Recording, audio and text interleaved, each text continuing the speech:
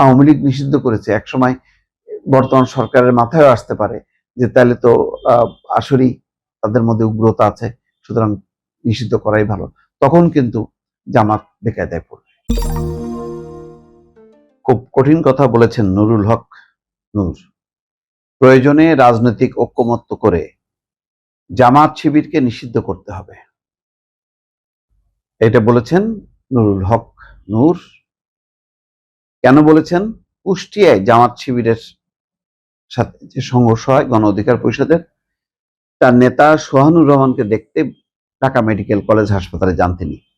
সেখানে তিনি বলেছেন আওয়ামী লীগ জামাত শিবিরকে নিষিদ্ধ করেছিল, অন্তর্বর্তী সরকার সেই নিষেধাজ্ঞা তুলে নেয়। এখন নির্বাচিত সরকারকে বিষয়টি নিয়ে ভাবতে হবে, প্রয়োজনে রাজনৈতিক ঐক্যমত্য তৈরি করে জামাত শিবিরের মতো উগ্রবাদী সংগঠনকে নিষিদ্ধ করতে হবে। জামাত আসলে কি উগ্রবাদী সংগঠন? এটা আমার বিশ্বাস হয় না। বিশেষ হয় না এই কারণে, জামাতের অনেক আলোচনা আছে, সেই আলোচনাটা তো সত্য যে ৭১-এ তাদের যেই মানে ভয়ঙ্কর রাজনৈতিক ভুল, যে ধর্মের দোহাই দিয়ে তারা যেভাবে পাক হানাদার বাহিনীকে সহযোগিতা করেছে, বাংলাদেশের গণহত্যা, লুটপাট, গণধর্ষণের সহযোগিতা করেছে, এই জন্য তারা কম শাস্তি পায়নি। শাস্তি থেকেও এটা ঠিক তারা শিক্ষা নেয়নি, তারা তাদের অবস্থানে মানে কৌশলে আঁকড়ে আছে। সমস্যাটা অন্য জায়গায়।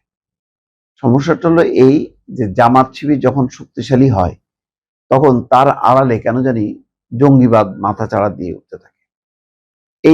এটার সাথে জামাত বারবার বলে তাদের সম্পর্ক নেই, কিন্তু ওই যে ধর্মীয় রাজনীতির উত্থান যত হবে তার মধ্যে উগ্রতা একটা ফোর্স ডেভেলপ করবে। এই জন্য আমি সবসময় যেটা বলি যে রাজনীতি আর ধর্ম এক জায়গায় করলেই বিপদ, কারণ ধর্ম এক একটা গোষ্ঠীর এক এক রকম। আপনি সংখ্যাগরিষ্ঠ ধর্ম, আপনি ইসলাম, বাংলাদেশে মুসলমান, তাই বলে আপনি এটা প্রতিষ্ঠা করতে গেলে আর একটা অংশ বিরাগভাজন হবে। ভারতে বিজেপি এই ধর্মীয় রাজনীতি করতে যে পুরো দেশটাকে বিভক্ত করে ফেলছে, ভয়ঙ্কর একটা বিষাক্ত ছাবা। বা যেখানেই দেখেন এই যে যন্তর মন্তরের যেই আন্দোলন, সেই আন্দোলনে কিন্তু হিন্দু মুসলিম যে সবাই ঐক্যবদ্ধ এই আন্দোলন, এটা কিন্তু বারবার প্রতিফলন ঘটাইছে। সেখানে মাইকে আজান বাজানো নিষেধ বলে মানে যদিও বিচারকরা সেটা থামায় দিছে, কিন্তু এই প্রবণতাগুলো আছে। যেখানেই পুরনো মসজিদ দেখতেছে সেখানেই বলতেছে এখানে মন্দির আছে। অর্থাৎ ধর্মভিত্তিক রাজনীতির কারণে পুরো ভারতের একটা অসাম্প্রদায়িক যে রাজনীতির চরিত্রটা ধ্বংস করে ফেলছে।